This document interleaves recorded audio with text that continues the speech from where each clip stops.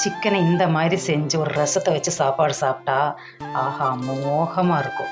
Chicken Cola உருண்டை நம்ம கைப்பக்குவத்தில். குக்கரில் ஒரு அரை சொம்பு தண்ணி சேர்த்துக்கணும்.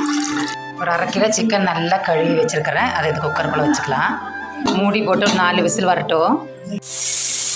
இதில் இருக்கிற தண்ணியை வடித்து எடுத்துகிட்டு நம்ம கறியை தண்ணியை ஊற்றி எடுத்துக்கலாம். உதுத்தி வச்சுருக்கிற கறியை ஒரு பாத்திரத்தில் சேர்த்துக்கிடும்.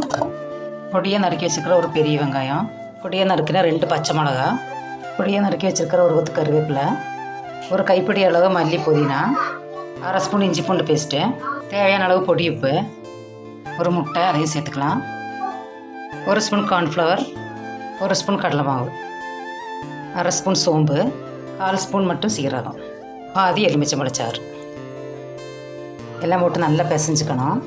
நல்லா பிசைஞ்சாச்சு. நீ இதே சின்ன சின்ன உருண்டைகளாக உருட்டி வச்சுக்கணும்.